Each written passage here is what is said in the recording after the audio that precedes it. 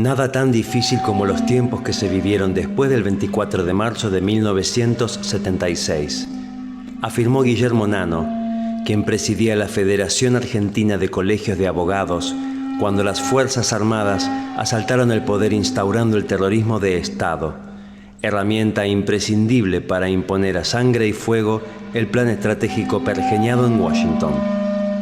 Lo hizo en una publicación conmemorativa del 70º aniversario de la institución.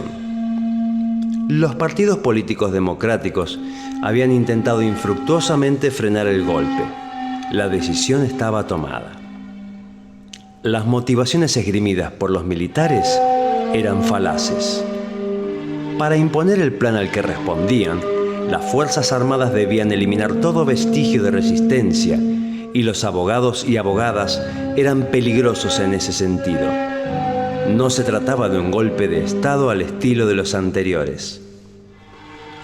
El estado de conmoción vivido en años anteriores, con una gran convulsión política en la que la violencia no era extraña, provocó una confusión inicial de las autoridades de FACA en la lectura de la etapa, de la misma manera que había ocurrido en 1930.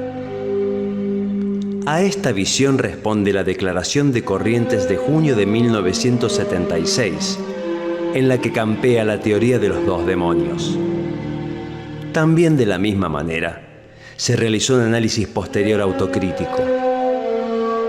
La Comisión de Defensa del Abogado, creada a raíz de la desaparición forzada del Dr. Néstor Martins en diciembre de 1970, fue la más activa. La presidía el doctor Adolfo Roca. Las autoridades de la Federación se entrevistaron con los detentadores del poder, reclamando por la situación de los y las colegas detenidos o desaparecidos. En julio de 1977 se producen los trágicos acontecimientos recordados como la Noche de las Corbatas, de los que se ocupó la Junta de Gobierno de Santiago del Estero del 17 de julio. Reineiro Bernal sucede a Nano en 1978. Como presidente del Colegio de Abogados de Mar del Plata, había sentido en carne propia los gravísimos hechos en los que numerosos abogados habían sido secuestrados, permaneciendo la mayoría en esa situación. La abogacía organizada se debatía entre las exigencias de hacer más enérgicos sus reclamos o mantenerse en el diálogo. Sumamente ilustrativa resulta para comprender las actitudes de las autoridades de la Federación la lectura de la obra de Alejandro Damianovich, Un foro para la República. Pasada la larga noche del terror, asume la presidencia de la Nación Raúl Ricardo Alfonsín, quien toma la decisión sin precedentes de sentar en el banquillo de los acusados a los jefes de las juntas militares. Lo acompañaba un poderoso movimiento de organizaciones de derechos humanos y un pueblo movilizado. La causa 13 implica un ejemplo universal de decisión cívica y republicana, con la finalidad de juzgar con todas las garantías y por las normas vigentes al momento de los hechos, nada menos que al terrorismo de Estado. Las Fuerzas Armadas, aún sólidas y cohesionadas por los crímenes, y la necesidad de su impunidad imponen a punta de pistola las leyes de punto final y obediencia debida. Más tarde, y solo por graciosa concesión del presidente Carlos Saúl Menem, los genocidas fueron beneficiados por un indulto tan inoportuno como innecesario e ilegítimo. Abogados y abogadas comprometidos y comprometidas con la plena vigencia de los derechos humanos y siguiendo la movilización de la sociedad y sus organizaciones, así como la de los partidos políticos democráticos, lograron la anulación de esas leyes y decretos y luego su declaración de inconstitucionalidad por la Corte Suprema. Las luchas de nuestra federación por las instituciones republicanas y el libre ejercicio profesional tiene hitos luminosos. Uno de ellos, la instauración del Día Nacional del Abogado Víctima del Terrorismo de Estado el 3 de marzo de 2004, en cuya virtud cada 6 de julio se recuerda a los y las colegas que han sido detenidos, desaparecidos, asesinados, encarcelados, torturados, exiliados o sometidos a otros tratos crueles e inhumanos. En el acto de este año, dijo el señor presidente José Luis Lasalle: desde la FACA también rendimos honores a todos los dirigentes de la colegiación que, venciendo el miedo natural a padecer iguales sufrimientos, estuvieron a la altura de las circunstancias en actitud solidaria para con aquellos colegas víctimas del terrorismo de Estado. Tengo para mí de todos modos que este homenaje que hoy rendimos no sería verdaderamente genuino si no llevara consigo además el compromiso individual y colectivo de todos nosotros de cumplir con el imperativo ético de defender los derechos humanos, la plena vigencia de las instituciones de la República y el Estado de Derecho, único modo de lograr la justicia social y la convivencia en paz de todos los argentinos. En esta hora nos toca la responsabilidad de mantener una memoria activa sobre ese periodo tan aciago de nuestra historia y el deber de transmitir a las generaciones futuras que es necesario superar viejas antinomias, dejar de lado enfrentamientos estériles y sumarnos al esfuerzo colectivo de alumbrar un país mejor. Solo conservando viva la memoria nos mantendrá alejados de repetir esos capítulos nefastos de nuestra historia, y el diario juramento del nunca más nos hará dignos de vivir en una democracia donde todos los hombres y mujeres habitantes de este suelo puedan crecer y desarrollarse en paz y libertad.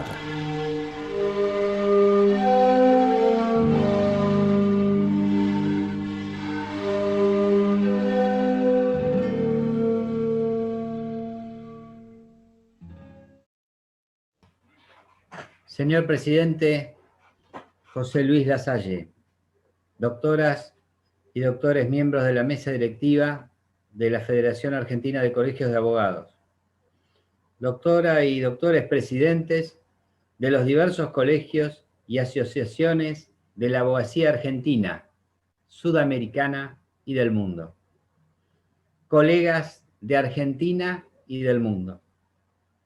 En esta fecha tan sensible para la memoria de los argentinos, donde entramos a la noche más larga, más oscura y sangrienta de la historia argentina,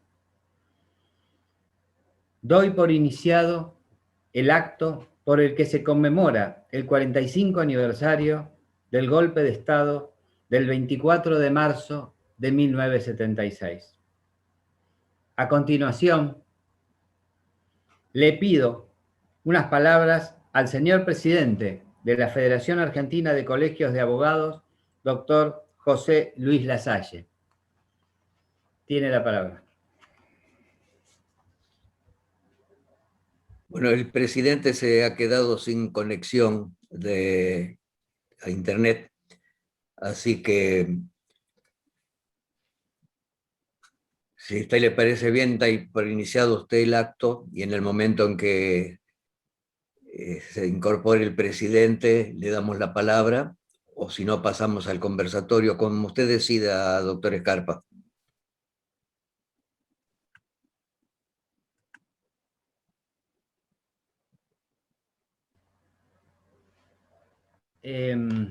Yo creo que bueno, dado que ya tenemos al doctor Juan Ernesto Méndez, mientras tanto podríamos iniciar el conversatorio, pero me gustaría antes presentar algo de la currícula tan rica del doctor Méndez, que la verdad que es un honor poder compartir esta pantalla o este Zoom o este acto conmemorativo de esta fecha tan sensible, como ya dije, para la Argentina. ¿Qué le parece, Carlos? Leo un poquito la currícula del doctor Juan Méndez. Sí, por favor. Bueno, Juan Ernesto Méndez es abogado, egresado de la Universidad Católica Stella Maris, hoy Universidad Nacional de Mar del Plata, en 1970. Certificado también su título en la American University de Washington en 1980 y es miembro de los colegios de abogados de Mar del Plata, Buenos Aires y Washington, D.C. Es profesor residente de Derechos Humanos en Washington College of Law de la American University, donde además dirige la iniciativa antitortura de su Centro de Derechos Humanos y Derecho Humanitario. Enseña en el programa de maestría en Derecho Internacional de los Derechos Humanos de la Universidad de Oxford, Reino Unido, en el curso de verano de la Academia de Derechos Humanos de la American University. Desde enero de 2017 es comisionado de la Comisión Internacional de Juristas con sede en Ginebra, Suiza. Ha sido también miembro de la Comisión Interamericana de Derechos Humanos, donde esa comisión tuvo el honor de ser presidida por él en el año 2002. Como reconocimiento de su labor en derechos humanos, ha recibido diversos galardones, tales como doctorados honoris causa de la Universidad de Quebec en Montreal en 2006, en la Universidad Nacional de La Plata, en la Universidad Nacional de Mar del Plata,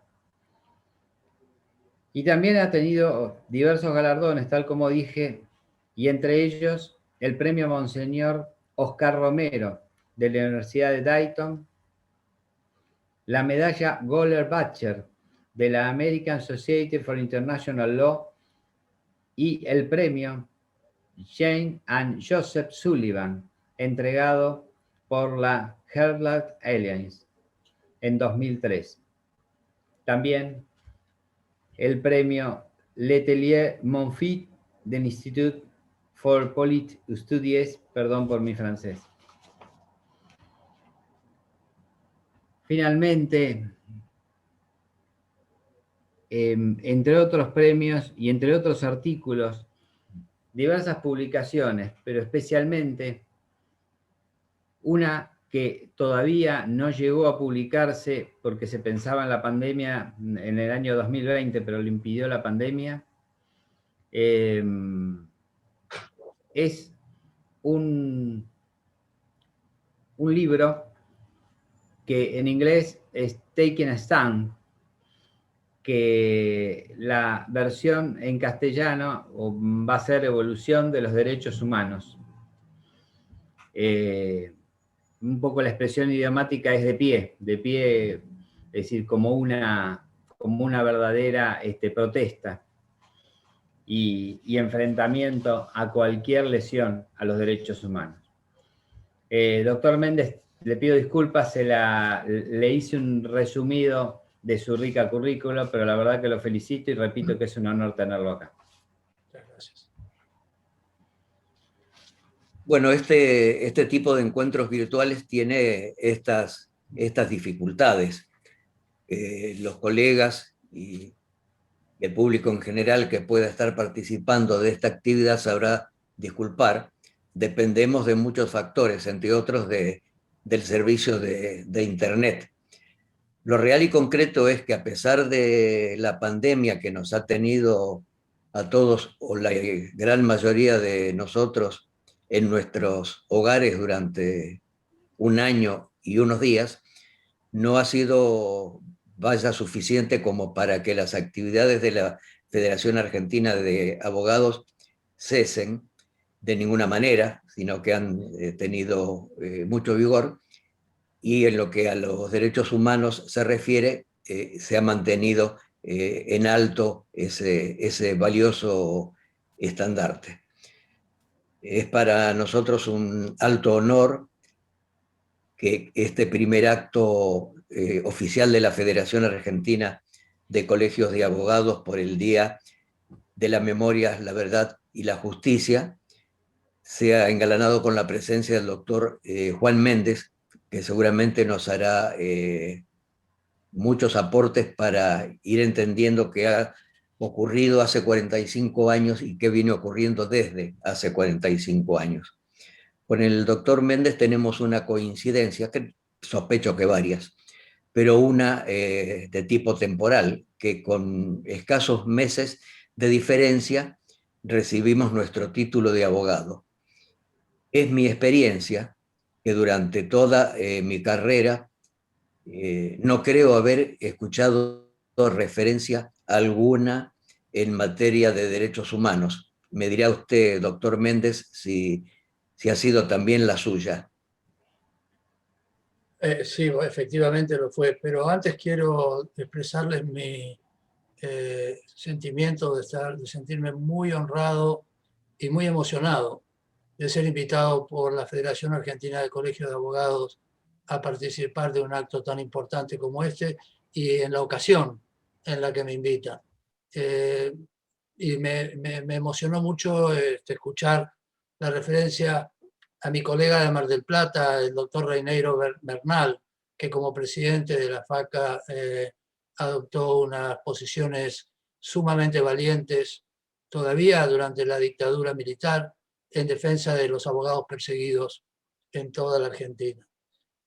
Dicho esto, sí, recuerdo muy bien que empecé a hablar de derechos humanos casi cuando estaba preso yo, o sea, varios años después de recibirme de abogado.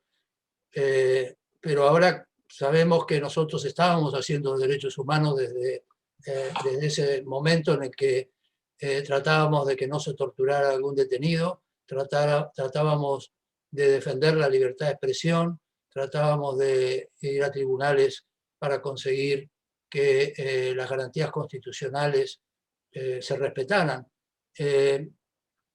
No le llamábamos derechos humanos porque no nos habíamos dado cuenta de que ya estas garantías constitucionales y estos derechos de la persona humana tenían un arraigambre en derecho internacional. Pero es realmente cierto de todo el mundo que solamente en los años 70, tal vez 80, se empezó a tener recurso al derecho internacional para poder sustentar la defensa de la dignidad humana en cada uno de nuestros países. Es cierto que al poco tiempo de que ambos nos recibiéramos, ya empezó la convulsionada situación política a cobrarse vidas de abogados y abogadas, y ahí creo que fue cuando nosotros nos dimos de bruces contra esta brutal realidad que eran las masivas, sistemáticas violaciones a los derechos humanos, y teniendo como especiales destinatarios a los abogados y las abogadas. O sea, no solamente se hizo foco o se tomó como blanco a los dirigentes gremiales, a los trabajadores, sino también a sus abogados y también a aquellos otros abogados que, no siendo laboralistas, resistían los embates contra las instituciones de la democracia, del Estado de Derecho. Yo creo que usted tiene mucho que aportar en este sentido, porque usted fue uno de esos abogados que fue blanco de la brutalidad y la cobardía de los genocidas. Sí, así es, aunque también tengo que decir que tuve mucha suerte, porque para el año 75 más o menos, los abogados más conocidos que representaban a los presos políticos ya habían algunos asesinados como Ortega Peña, otros desaparecidos como Mario Hernández, y muchos habían tenido que dejar de hacer la tarea para preservar la vida y unos cuantos habían ya tomado el camino del exilio. Y en mi caso éramos unos cuantos abogados jóvenes que empezamos a hacer la misma tarea, pero con métodos un poquito menos espectaculares, tratando de ir muy tempranito a tribunales y salir corriendo de ahí para no ser detenidos. Pero ese pequeño grupo, que seríamos 6 o 7, que yo recuerdo, bueno, de los que trabajaban junto conmigo, obviamente había otros, yo fui el primero en ser detenido. Y fui detenido en el año 75, donde todavía no estaba implementada la política de desaparición forzada de personas, y sí me tocó la tortura muy seria, muy grave, y la detención arbitraria y prolongada, porque estuve 1 año y medio preso sin proceso. pero lamentablemente a los 6 o 7 colegas que trabajaban conmigo y que siguieron trabajando, les tocó caer ya en época de la Junta Militar y se cuentan todos entre los desaparecidos, a los que me permito honrar con la memoria en este momento. Acompaño ese sentimiento fervorosamente, doctor Méndez, y le propongo algo que a lo mejor no es del todo prolijo, que tomemos su intervención hasta este momento como una suerte de título, y ya que recuperó la comunicación el presidente de la federación, haga él ahora la presentación del acto y nosotros retomamos este conversatorio que se perfila como muy interesante, muy importante seguramente para la abogacía organizada argentina. Señor presidente, cuando usted disponga. No, me parece que la ilusión tiene mala conexión y se congeló. se congeló. Bueno, ahora seguimos. vamos a hacer una cosa, ni bien entra, le damos la palabra, a ver si... Perfecto, perfecto. Doctor Méndez, ¿por qué será que es tan frágil la actividad de la abogacía ante estas situaciones dictatoriales? ¿Por qué somos los abogados una presa bastante fácil y preferida, que a veces nos hace pensar que por lo menos en ciertas circunstancias no tan excepcionales puede llegar a convertirse en una profesión de riesgo? Bueno, la verdad es que en todo el mundo yo he conocido casos de colegas que, si puede intervenir ahora el presidente, sigo yo después. Doctor Lasalle, ¿tiene ya comunicación, conexión?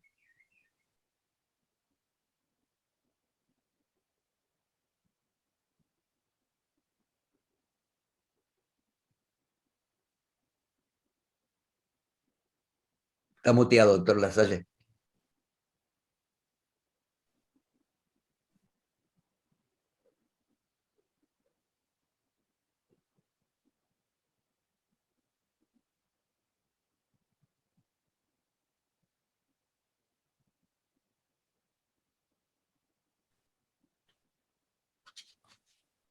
Bueno, lamentablemente tenemos todavía estos problemas con los que no contábamos.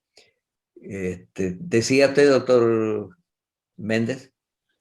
Que en muchos países la profesión de abogados es muy riesgosa. No en todos. Yo creo que tiene que ver un poco con la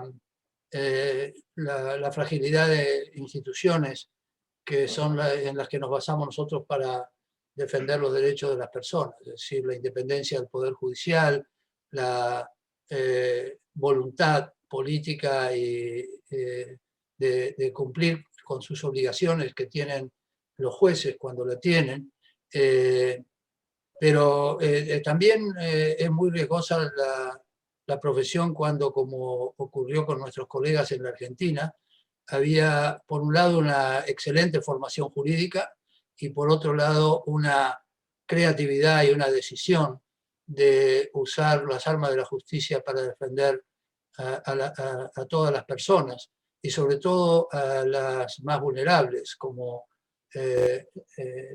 los trabajadores y como las personas de menos recursos.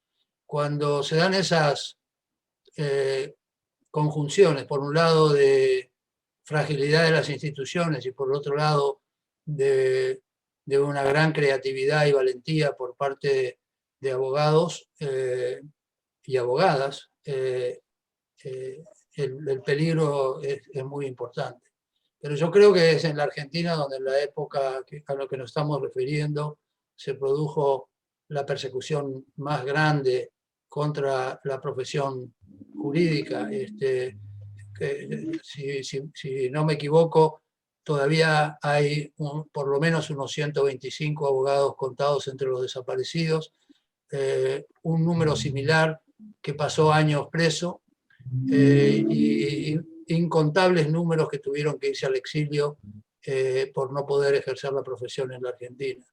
Es cierto que en la Argentina esto fue una temporada infernal y afortunadamente las instituciones se recuperaron, pero en otros países, aunque los números no son tan terribles, la persecución a los abogados es parte de la persecución y de la represión a las expresiones populares. El doctor Lasalle, ¿le parece que intentemos que haga usted la presentación? Bueno, cómo no, a destiempo, pero bueno, asumiendo que estamos trabajando a distancia y con estas herramientas tan útiles, pero que por ahí nos ponen en riesgo de interrumpir el diálogo. No tenía otra intención en mi intervención de la que hacer una apertura de este conservatorio y solamente decir de la decisión de la mesa directiva de FACA, de todos sus miembros, y en especial atendiendo a un énfasis puesto permanentemente y un trabajo desarrollado de forma incansable por la Comisión de Defensa y de Defensa Profesional y de Derechos Humanos, encabezada por el doctor López de Belva. No podíamos hacer otra cosa que tomar esta resolución de que todos los años nos tomemos unos minutos para rendir homenaje a todos los abogados y abogadas que lucharon por los valores más entrañables que hacen al ser humano y a la vida de la República. La verdad que creo habrán escuchado mis palabras en ocasión de la apertura del recordatorio por las noches de las corbatas de aquel 6 de julio de 1977 en Mar del Plata, y no cabría otra cosa que reiterar esos conceptos. Entendemos que los homenajes, los recordatorios tienen sus sentidos y conllevan implícito el compromiso firme, individual y de todos nosotros en conjunto, de toda la sociedad, de recordar para no repetir, de hacer todos los días un testimonio válido y vívido de ese pacto social que imperceptiblemente se fue tejiendo a partir del nunca más y que llevó a esta sociedad argentina a adoptar para siempre el sistema democrático y repudiar todos los días cualquier intento de golpe de Estado e interrupción de la vida institucional argentina.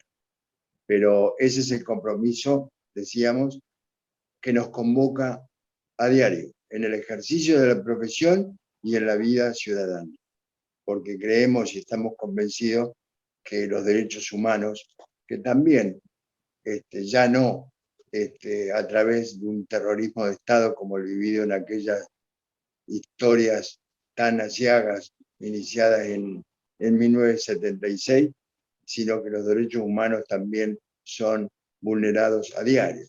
Personas con vulnerabilidad en cuanto al ejercicio de los derechos fundamentales del hombre.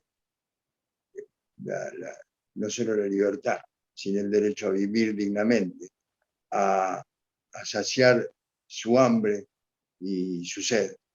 Hoy en día en nuestro país, como en el mundo entero, vemos que existen motivos para que este recordatorio nos asuma en la responsabilidad de seguir luchando para que los argentinos y los hombres que habitamos este planeta podamos desarrollarnos, como decíamos en aquel momento, en paz y en libertad, sin custodias, sin tutelas, asumiendo las responsabilidades que nos competen en la hora y siendo solidarios con nuestros hermanos que sufrieron, con aquellos que ejerciendo la profesión con valentía pudieron asumir el compromiso de la defensa y que hoy nos toca a nosotros recordarlos, pero también con el compromiso, insisto, de poder hacer honor a esa historia, no solo de aquellos colegas caídos, perseguidos, desaparecidos, muertos, sino también con una dirigencia colegial que supo vencer los miedos del momento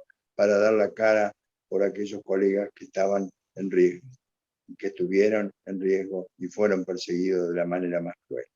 Así que ese era un poco el motivo de la apertura, y como todos los presentes queremos ilustrarnos con la palabra de dos personas como el doctor Méndez y el doctor López de Belva, que nos pueden ilustrar mucho mejor sobre aquellas épocas y sobre el desarrollo de los derechos humanos y cómo defenderlos en la vida cotidiana. Muchísimas gracias, doctor Méndez, muchísimas gracias, Carlos, y adelante con el conservatorio. Muchas gracias, señor presidente. Bueno, decíamos, doctor Méndez, que a la fuerza hemos tenido que ir tomando la bandera de los derechos humanos. A lo mejor nosotros dos, como muchos otros miles de estudiantes, estudiantas, abogados, abogadas, se había planteado un ejercicio tranquilo de la profesión, y eso al poco tiempo de retirar nuestro diploma se frustró. Sin embargo, y tal vez como consecuencia o efecto no deseado por el terrorismo de Estado, muchísimos colegas, y como consecuencia de la represión sufrida, sintieron la necesidad de formarse, y hoy tantos como usted nos honran ante el mundo de los abogados, ante el mundo de los derechos humanos, con una personalidad, una solidez intelectual forjada seguramente con el fragor de la lucha por la recuperación y después el mantenimiento y el desarrollo de los derechos humanos. Creo no equivocarme si esa ha sido, en parte al menos, su experiencia. Bueno, sus palabras son demasiado generosas, Carlos. En esto también quiero decir, y sin falsa modestia, que dentro de la obligación de salir al exilio y de empezar una vida profesional nueva para sustentar a mi familia, he tenido mucha suerte, porque después de los primeros 2 o 3 meses en los que estuve tratando de ver cómo hacía para reinstalarme, en todos estos 45 años no me ha faltado nunca la oportunidad de trabajar, y de trabajar en el área jurídica, en distintos organismos y organizaciones y con distintos perfiles, incluido el académico, que es el que más hago ahora. No quiero decir que haya sido solamente una cuestión de suerte, sino de aprovechar oportunidades, eso sí. Y también del apoyo de mi familia, tanto la que se quedó en la Argentina como mi familia directa que me acompañó acá. Y efectivamente he podido trabajar en temas de derechos humanos desde varias distintas perspectivas, desde la investigación en situaciones de conflicto, como me tocó al principio, pero también desde organismos internacionales intergubernamentales como la OEA, la Comisión Interamericana de Derechos Humanos, y posteriormente también en Naciones Unidas. Lo bueno es que en cada una de estas cosas uno hace un aprendizaje, y después de 50 años de abogado todavía estoy aprendiendo Derecho Internacional de los Derechos Humanos. Sí, yo creo que en realidad es una experiencia que hemos también compartido, ¿no? No solamente el despertar a los derechos humanos como consecuencia de las violaciones de esos derechos, sino también la dura experiencia del exilio, que en lo personal a mí me sirvió para descubrir el contenido concreto de la palabra solidaridad. También, por supuesto, me sirvió para la formación y para la denuncia, pero yo descubrí el contenido de 2 palabras, que es la de solidaridad y después volver. Yo siempre digo que para comprender en su profundo significado el verbo volver, hay que haberse ido. No sé si será algo muy alejado de la realidad, pero así lo he sentido yo, y calculo que también muchos otros colegas, compañeros y compañeras han pasado por esas situaciones que nos han enriquecido, el conocer otras culturas, y después no solamente recibir solidaridad, sino también darla en distintas formas. Creo que también en eso hemos coincidido con usted como experiencia de vida. Sí, así es. Justamente en el libro que mencionó el señor secretario al empezar y al presentarme, tengo un capítulo que se llama así, Solidaridad. Y puedo decir con mucho agradecimiento, pero también con mucho orgullo, que yo fui beneficiario de la solidaridad de gente que no me conocía, que sabía muy poco de la Argentina, pero que sabía que el exilio es parte de una experiencia personal que requiere que lo reconozcamos como lo que es, y también como, con una facultad, una posibilidad de prestar apoyos y auxilios en los momentos adecuados. En mi caso, antes de salir de la cárcel, Amnistía Internacional me adoptó como prisionero de conciencia y hizo una campaña para que yo pudiera ser bueno, liberado, pero no fui liberado, sino expulsado a través del ejercicio del derecho de adopción. Pero también ahí tuve mucha suerte, porque después de estar suspendido el derecho de adopción durante un año, después del golpe del 76, el primer preso argentino en salir en uso del derecho de adopción fui yo. Y efectivamente eso me permitió, una vez afuera del país, vincularme a organismos de solidaridad y gestionar solidaridad con los compañeros que habían quedado en la Argentina, pero también gradualmente también hacer mi parte por la solidaridad de todas las personas perseguidas en todo el mundo. De manera que ahí también he tenido mucha suerte. Y en cuanto a volver, tiene usted mucha razón. Para saber lo que es el exilio hay que haber tenido que salir al exilio. Algo que yo no hubiera querido irme nunca de Mar del Plata siquiera, no ya de la Argentina.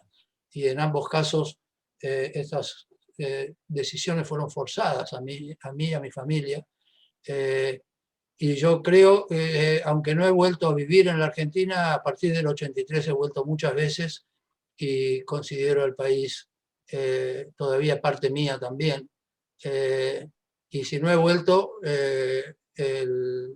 ha sido fundamentalmente porque para el 1983 mi carrera había tomado un cariz más internacional y más dedicado a la investigación de derechos humanos en América al principio, luego también en el resto del mundo, y ya me sentía medio desprofesionalizado para volver a poner la chapa y ejercer el derecho en la Argentina.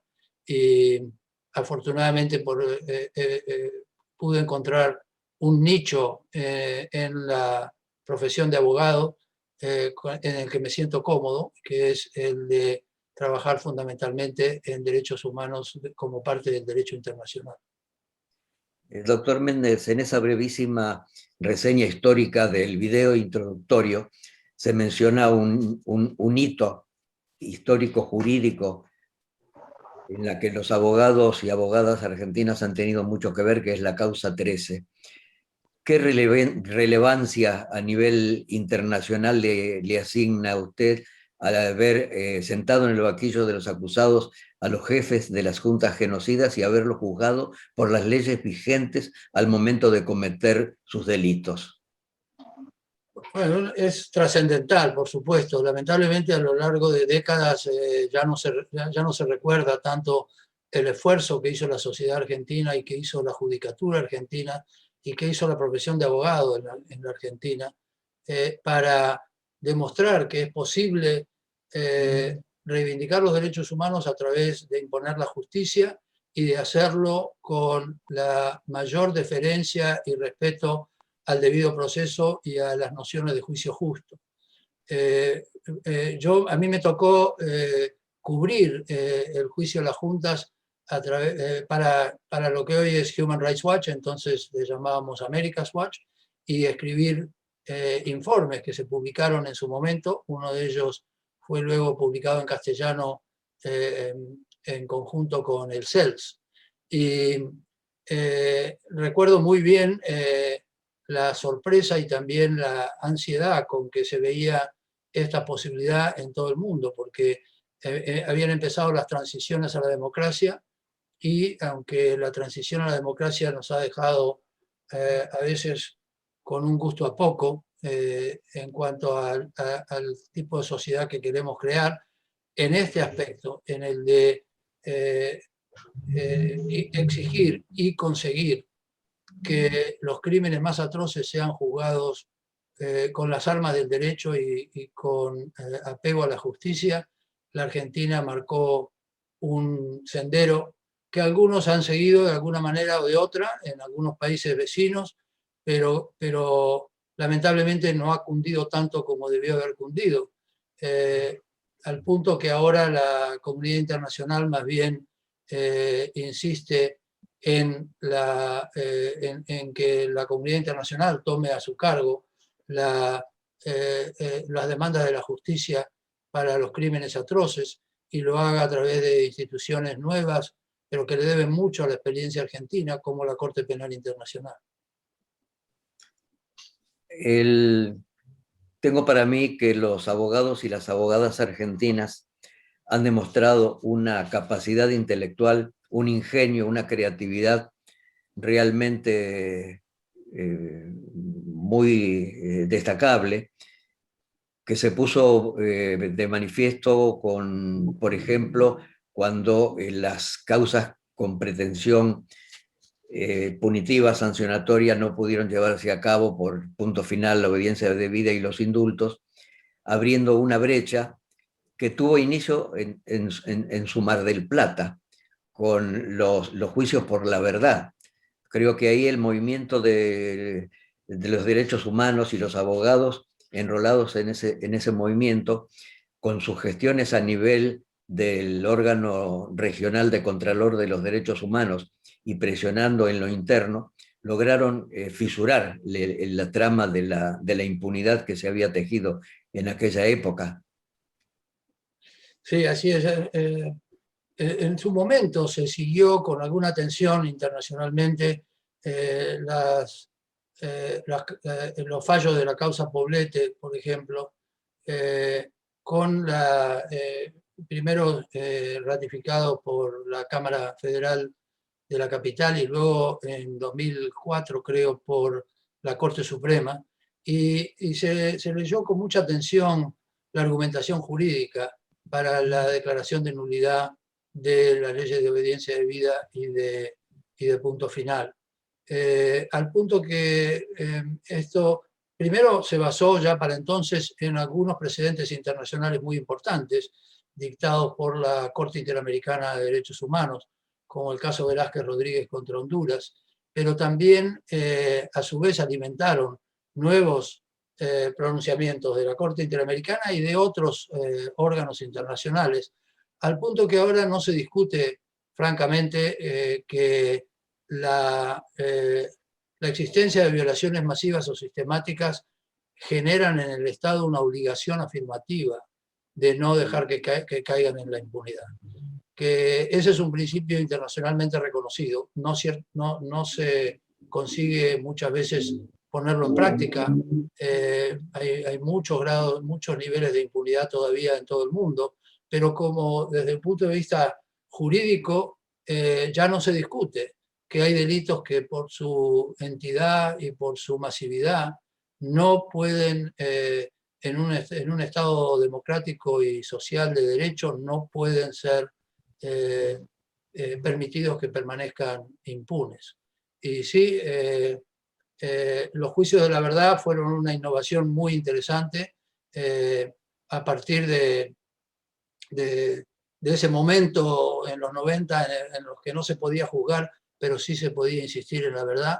Y recuerdo que fue uno de mis mentores, el doctor Emilio Miñone, el que sugirió que sobre la base del fallo Velázquez Rodríguez insistiéramos en alguna manera de consagrar y efectivizar el derecho a la verdad que le corresponde a las víctimas, a sus familiares, pero también le corresponde a la sociedad en su conjunto. Y gracias por la mención, porque me tocó presenciar audiencias del juicio, de los juicios por la verdad en Mar del Plata, de donde se obtuvieron también grandes enseñanzas. Por lo que vamos viendo, doctor Méndez, la abogacía argentina ha tenido un gran desarrollo militante, académico, intelectual en materia de derechos humanos. ¿Ha sido acompañado ese desarrollo por los distintos poderes judiciales según su conocimiento y experiencia? Bueno, hay experiencias muy enriquecedoras también en Chile, por ejemplo, donde la justicia, aunque no pudo, no tienen declaración de inconstitucionalidad del decreto que Pinochet dictó como una autoamnistía. Sin embargo, desde hace muchos años ese decreto no se aplica por una doctrina ya muy permanente de la Corte Suprema chilena que permite, que autoriza la realización de juicios, al punto que en términos de proporcionalidad con la población y con el universo de violaciones, yo creo que Chile tiene un número parecido, por lo menos, de juzgamientos y de sanciones efectivas.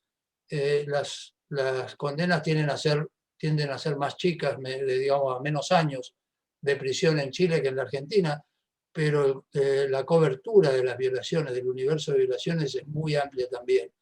Lamentablemente no se puede decir lo mismo del resto del mundo, pero sí hay esfuerzos que vale la pena reivindicar, como cuando en Guatemala una jueza decidió que a Ríos Montt había que acusarlo de genocidio, y él murió antes de ser condenado, pero su codefendido siguió en el juicio. Lamentablemente también terminó en una frustración porque fue absuelto, pero es el primer caso de un juicio en el derecho interno por genocidio. También habría que mencionar que en Colombia, a pesar de toda la impunidad que hay de 50 años de guerra, hacia el final del conflicto, los jueces ordinarios de la justicia colombiana habían empezado a juzgar delitos muy graves, como los casos de los llamados falsos positivos, que no sé si nuestros oyentes han oído hablar de ese término, pero consiste en que el ejército colombiano permitía que sus oficiales y oficiales de alta graduación, para poder mostrar éxitos en la lucha contra la insurgencia, secuestraban gente jóvenes, fundamentalmente de barrios pobres, y los disfrazaban con uniformes de la FARC y los mataban, y los hacían aparecer como caídos en combate. Esa tragedia de los falsos positivos ha tenido una muy buena respuesta judicial en Colombia. Y bueno, también hay ejemplos en otros países, lamentablemente no con la extensión con la que quisiéramos que ocurriera. Doctor Méndez, a veces con no la mejor de las intenciones, existe una suerte de interpretación sesgada de lo que es los derechos humanos y se los vincula casi exclusivamente con los delitos de lesa humanidad cometidos durante la dictadura cívico-militar.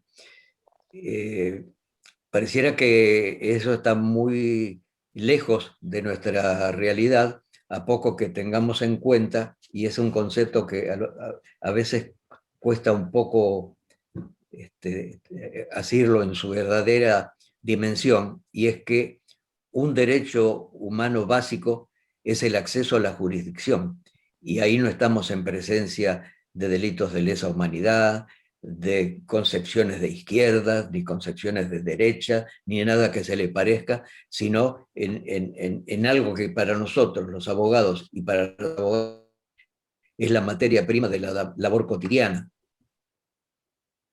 Sí, ahí también el canon internacional de los derechos humanos consagra algunos principios relativos a esto, pero en términos de acceso a la justicia no lo dicen así en forma específica.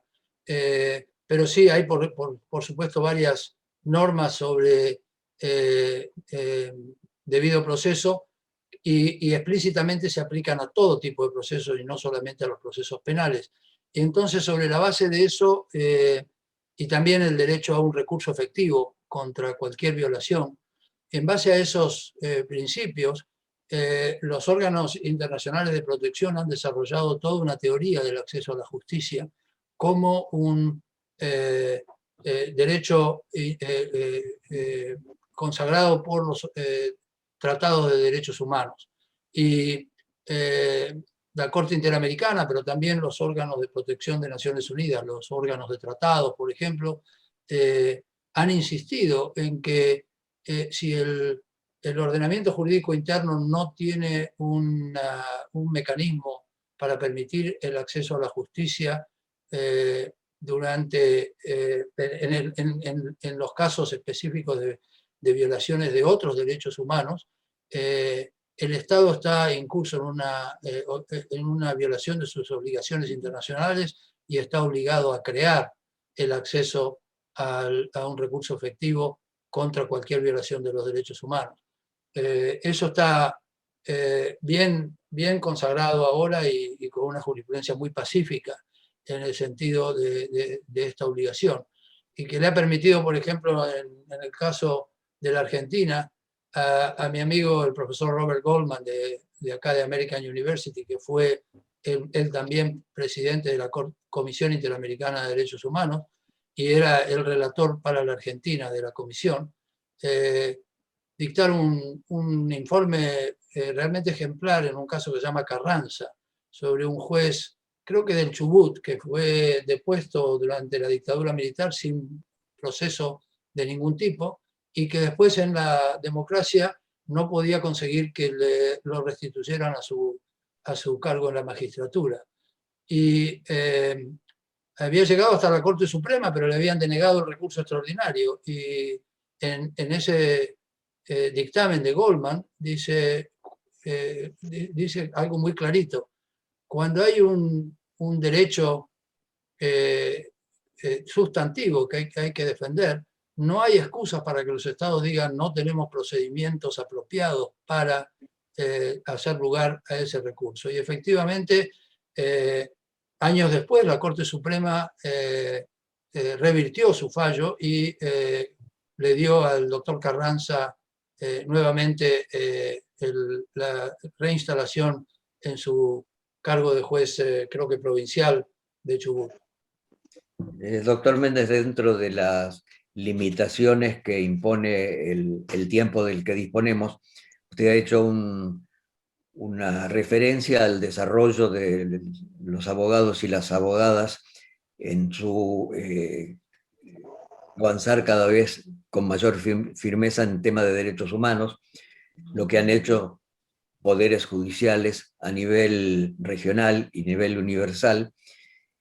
¿Qué reflexión nos puede aportar en cuanto al desarrollo que se pudiese haber dado en las universidades, ya que tanto usted como yo salimos con esa orfandad de conocimientos en materia de derechos humanos? Sí, así es. A mí me toca ahora enseñar en una universidad que se destaca por ser especialista en Derecho Internacional y especialista más específicamente en Derecho Internacional de los Derechos Humanos. Era una de las facultades de Derecho pioneras en esto. Ahora competimos con muchas facultades de Derecho, no solamente en Estados Unidos, sino en todos lados. Y tengo que decir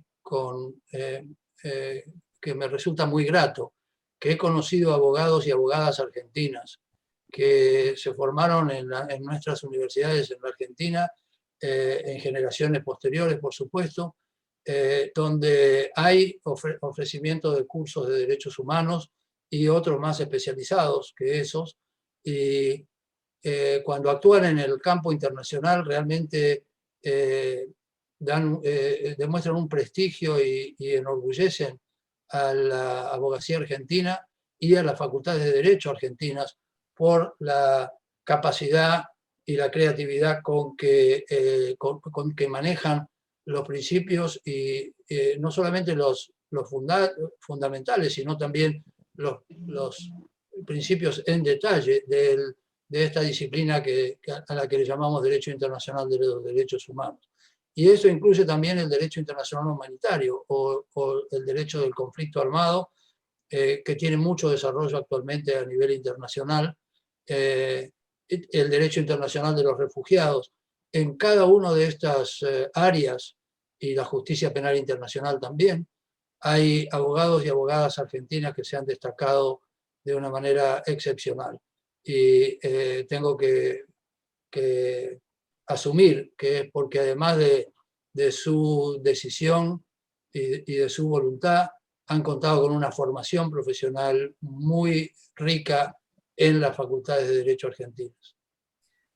Doctor Méndez, para finalizar, yo le comento que tengo la fortuna de que las distintas comisiones de jóvenes de abogados a lo largo de estos tantos años de trabajo en FACA me han tenido siempre en cuenta y hemos intercambiado experiencias. Mi preocupación de siempre es que tomen con la mayor firmeza posible dos herramientas fundamentales que tenemos en la abogacía organizada argentina, que son la defensa de la defensa, el libre ejercicio profesional y los derechos humanos. ¿Qué reflexión les acercaría a usted en esta fecha tan sentida a los jóvenes y las jóvenes abogados y abogadas argentinas? Bueno, primero, mi respeto y mi admiración por la capacidad que han desarrollado y que me ha tocado ver muy de cerca en muchos y muchas colegas argentinos y argentinas que andan por el mundo defendiendo los derechos humanos o los defienden desde la Argentina y de alguna manera trascienden al resto del mundo. Pero además de eso, obviamente me parece muy importante su reflexión en el derecho de que cuando la tarea de defender los derechos de las personas se hace difícil, la mejor manera es defendernos entre todos. Y a mí me tocó en mi primer detención, que duró poco afortunadamente, que el doctor Reinero Bernal mismo, que era presidente del Colegio de Abogados de Mar del Plata, fuera a preguntar por mí a la sede de la Policía Federal, y eso me ahorró una buena dosis de tortura. Y después, como dije, él también tuvo ese rol ya a nivel nacional como presidente de la Federación Argentina de Colegios de Abogados. Él era amigo de mi papá y lamentablemente ya no contamos con él en Mar del Plata, pero el Colegio de Abogados de Mar del Plata sigue defendiendo los derechos de todos los abogados y abogadas, y me parece que es la mejor manera, francamente, de enfrentar los momentos en los que podemos sentirnos solos ante los poderes públicos, ante los poderes fácticos o ante los poderes, o ante el abuso de poder por parte de quienes detentan autoridad en las instituciones. Yo creo que los colegios de abogados y las federaciones de colegios de abogados son una línea de defensa de la profesión irreemplazable. Sí, esa es la experiencia de nuestra federación y su tarea cotidiana. Quiero aprovechar su gratitud, evocando al Colegio de Mar del Plata y hacer otro tanto con el Colegio de San Martín, que tuvo para conmigo una muy digna actuación y defensa cuando yo también tuve que tomar el camino forzado del exilio.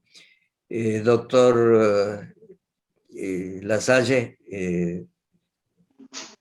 quedamos Sí, en su presencia por cualquier pregunta o reflexión, o si sí, quiere formular el sí. cierre de esta actividad, que para mí ha sido altamente gratificante. Le quedo, doctor Méndez, altamente agradecido y reconocido por su gentileza. Soy yo el que les agradece. Si el presidente me lo Gracias. permite, antes del cierre, me gustaría hacerle una pregunta, abusando de la bondad del doctor. ¿Puede ser? ¿Tenemos Sí, tiempo? adelante, Marcelo. ¿Puede ser, Para no ser doctor Juan? Juan, cuando leía su currícula y cuando la leí también en público, una de las cuestiones que más me llamó la atención es todos los lugares donde lo han escuchado, ¿no? Donde usted ha transmitido, seguramente que ha transmitido esta gran noche oscura, como dije yo cuando inicié el acto. ¿Qué dicen los alumnos? O sea, ¿qué edad tenían sus alumnos? ¿Qué edad tienen en general? ¿Qué dicen a lo que pasó en la Argentina? Esa es la Bueno, pregunta. Algo que lo haya conmovido, va. la mayoría de mis alumnos ahora son abogados que están tomando maestrías y entonces tienden a tener una experiencia profesional, además de una formación jurídica, y se interesan mucho en la historia personal, por supuesto, pero claro, con la distancia en el tiempo que ha pasado, tampoco se reconocen. Y esto no me estoy refiriendo a los abogados y abogadas argentinas, sino a los de otros países. No se reconocen tanto y hay que explicarles algunas cosas muy fundamentales sobre qué pasó y por qué pasó la dictadura del 76 al 83. Pero es muy gratificante que la historia personal, que a veces se relaciona con otras historias que ellos conocen mucho más recientes, les sirve todavía de conocimiento y de fuente de compromiso con la defensa de los derechos humanos. También enseño a candidatos al título de abogado en Estados Unidos, que son más jóvenes, tienden a ser más jóvenes, pero también encuentro muy fascinante que les interese lo que uno hace y por qué lo hace. Entonces, me preguntan sobre mi trabajo contra la tortura y también quieren saber qué me pasó a mí cuando me torturaron a mí. De manera que yo creo que estas historias de vida tienen interés. Uno tiene que tratar de relacionarlas con conocimientos y desarrollo de habilidades específicas para que sirvan a la promoción de los derechos humanos y que no sean solamente una anécdota, ¿no?, en esta larga historia. Le agradezco muchísimo. Sí, yo con el permiso de ustedes, le haría una pregunta al doctor Méndez, que también puede ser extensiva al doctor Carlos López de Belva. Y es ya no a nivel del plano jurídico del derecho, sino de los sentimientos o al manejo de las sensaciones personales. En aquel momento, y no sin intención, el despliegue de toda una actividad de terrorismo ejercida sobre la población producía la natural sensación, el sentimiento de miedo, que traducido en forma colectiva por muchos años llevó a aquella muletilla, dicha muchas veces con un afán tan protector como la que puede venir de los padres, del no te metas, del no te metas. Mi pregunta está dirigida a eso: ¿cómo quien lucha por el ejercicio de los derechos fundamentales, contra la violación de los derechos humanos, cómo puede compatibilizar, cómo puede hacerse el manejo de ese miedo que es tan natural de la persona humana, ¿sí? Es muy difícil porque temo que la valentía no se compra y aún el miedo se admite como natural en condiciones tan precarias en cuanto al goce de los derechos. ¿Qué reflexión nos puede hacer sobre eso? Bueno, voy a dejar que Carlos explique cómo manejó él el miedo, pero obviamente el miedo estaba siempre presente, ¿no? Desde sentarse en un café mirando hacia la puerta por las dudas, hasta descubrir gente que lo conoce a uno y que sabe que son enemigos y tratar de esquivarlos. El miedo está siempre presente y yo no creo que uno supere el miedo, sino que en mi caso por lo menos muy ingenuamente yo tenía la sensación de que las cosas no iban a durar mucho y que a la vuelta de la esquina iba a estar por lo menos un escenario en el que se podía defender los derechos de todos y confiar en las instituciones del país que estaban temporariamente, me parecía a mí, digamos, dominadas por gente muy autoritaria y cruel además, ¿no? Yo creo que se puede describir más bien como cierta temeridad de parte mía el no darme cuenta de que la noche de las violaciones de derechos humanos iba a ser mucho peor antes de que se mejorara. Pero no era por valentía, era por ingenuidad tal vez que me llevó a estas decisiones que vistas a la distancia sí eran temerarias y eran hasta tontas o peor, pero que en su momento tenían su justificación y su validez interna, que uno se sentía obligado a no dejarse intimidar, sino a, si alguien, un cliente o un amigo dependía de uno, no dejarlo en la estacada. Eso es todo, no creo que haya fórmulas para luchar contra el miedo, eh, eh, sino que eh, eh, digamos, hay que saber vivir con el miedo y tratar de hacer lo mejor posible dentro de las circunstancias.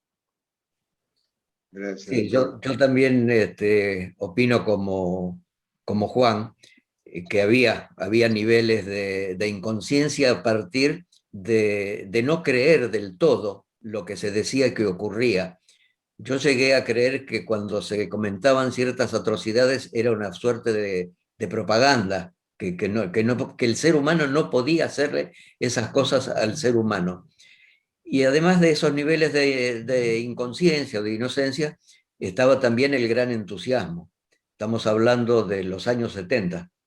Hoy es una realidad total y absolutamente distinta. La historia nos empujaba y había miedo, pero también había un idealismo a veces también ingenuo y irresponsable que nos empujaba y bueno, no sé qué ocurriría hoy, pero yo creo que sí, que es como dice el doctor Méndez, había niveles de inconsciencia, de audacia, de desconocimiento, o sea, no, De irresponsabilidad. sí, sí, no creíamos, es que no creíamos que fueran capaces de tanto, a pesar de que habían dado algunas señales que no supimos interpretar acabadamente. Nos habíamos olvidado del bombardeo a la plaza, nos habíamos olvidado de Trelew. Entonces creíamos que eso no nos iba a pasar. Es un poco la tendencia del humano, a decir que las cosas pasan lejos. No, pues a veces pasaron cerca. Yo creo que no fuimos héroes ni nada que se le parezca. Hicimos lo que creíamos que había que hacer con irresponsabilidad, con entusiasmo, con lealtad y bueno, salió como salió. Gracias, Carlos. Gracias, doctor. Si le parece, Marcelo, vamos cerrando este conservatorio. Me toca a mí no hacer la síntesis de lo que tan claramente hemos escuchado del doctor Méndez y de Carlos, de nuestro Carlos, pero sí me movía a una reflexión personal. Yo durante 10 años fui presidente de mi colegio, acá en mi querida San Nicolás, y repetíamos generalmente el mismo discurso de recepción para los jóvenes que ingresaban a la profesión. Y concluíamos diciéndole que repitiéndole aquella muletilla, no ya en un pretendido latín, pero sí traducida a nuestro saber leal y entender, que ponía Mariano Morena en los pocos números de la Gaceta de Buenos Aires. Ser libres para pensar lo que se quiera y para decir lo que se piensa, a lo que agregábamos en todo lugar y en toda circunstancia. Y no apelábamos a un sentido personalista o individualista de esta máxima, sino a la responsabilidad que les iba a caber a cada uno que estaba dispuesto a jurar por defender causas nobles en el ejercicio de la profesión.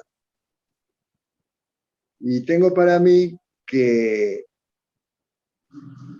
nos debemos y le debemos esta democracia no solo a la lucha del pueblo en general, sino en particular también a esa valentía, a esa irresponsabilidad, si se quieren llamar así, pero que hacía honor a esta máxima que creo que debe llevar en su interior cada abogado, el de sentirse un ciudadano libre, tan libre como para gritar su verdad, sobre todo defendiendo valores fundamentales del ser humano en todo el universo.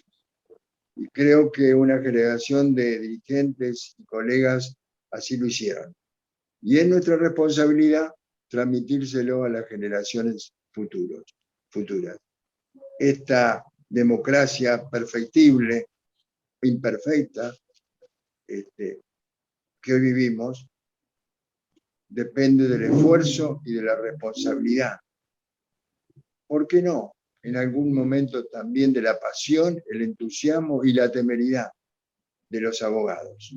Y también de los dirigentes colegiales, que debemos transmitir que esa responsabilidad que depositamos en cada uno trae consigo el respaldo del propio colegio, que en tiempos difíciles les sabrá estar a su lado y corresponderse con esa responsabilidad que les reclama en forma particular. Yo les agradezco en nombre de la FACA enormemente este tiempo dedicado por el doctor Méndez, también a vos, Carlos, y nunca en materia de derechos humanos siente poco tiempo para seguir aprendiendo y saber que el compromiso es siempre hacia adelante. Muchísimas gracias. Gracias a usted. Muchas gracias. Yo quisiera también agradecer a Ricardo Bianchi, que hizo posible esta transmisión, y muchas gracias a la mesa, a la presidencia, al secretario por el apoyo de siempre, a la Comisión de Derechos Humanos, y nuevamente muchísimas gracias, Juan, por este aporte invalorable a esta que es el primer acto oficial de la Federación Argentina de Colegios de Abogados en conmemoración del 24 de marzo. Muchas gracias, Juan. Muchas gracias, doctor. Muchas gracias a usted. Carlos, Juan, José, hacemos un aplauso.